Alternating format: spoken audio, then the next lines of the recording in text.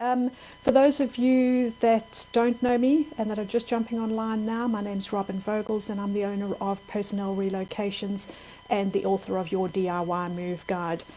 A little bit of housekeeping. I'm not an immigration agent, and by law in Australia I cannot give or comment on any personal advice on your visa status. So you really need to contact a registered migration agent for any of your assessments on your visa, and I can obviously put you in contact with people that I work with all the time and that I trust, but the law does not allow me to answer any immigration questions. So I thought I would just chat to you a little bit first about some of the questions that I've been asked this week, because perhaps they're questions that you've got, and these are not necessarily to do with furniture removals. They were just general questions that have come up in consultations that I've done this week. So let's see, can I avoid hotel quarantine? Well, no, you can't, is the simple answer. And you will be quarantined at the port of entry. Okay, so if you buy your tickets and your airline tickets and you're flying into Sydney and then coming on to Melbourne, you will be quarantined in Sydney, not at your exit, if you like. So no, you cannot avoid your hotel quarantine. There is talk around town that once more people have had their vaccination, that you may be able to do a home quarantine. I can't really see that coming into effect this year.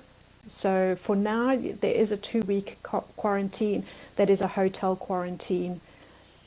So while we're waiting for some others, another question that I was asked this week: will it be harder to secure a rental if I have dogs? Not really, no. The basic law here is that they cannot discriminate against you because you have pets.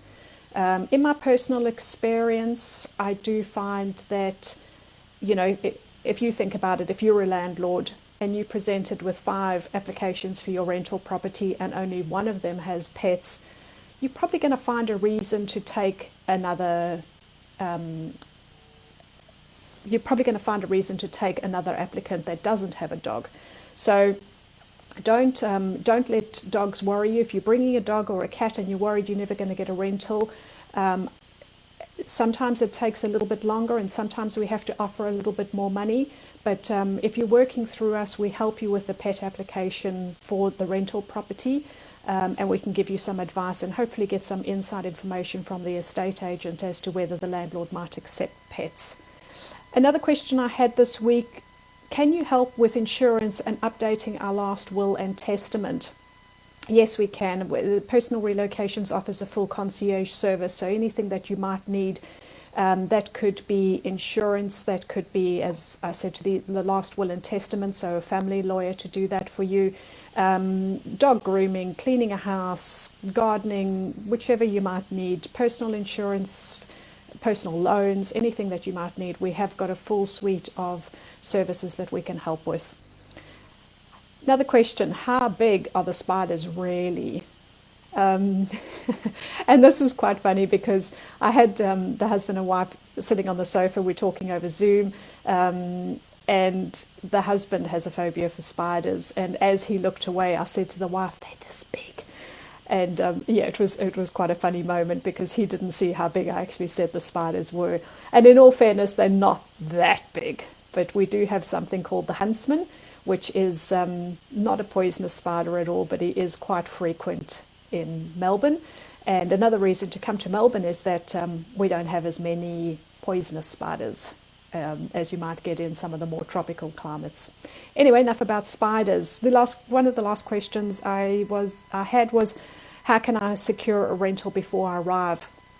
That's probably about 90% of my work at the moment, is securing rentals for families before they arrive. So while you're in quarantine, we've got you a house to go to directly from quarantine, and that way you don't incur any costs for temporary accommodation. So that is what we do every day. Some people prefer to wait and look at houses themselves and work with us as more of a sounding board, and that's also okay.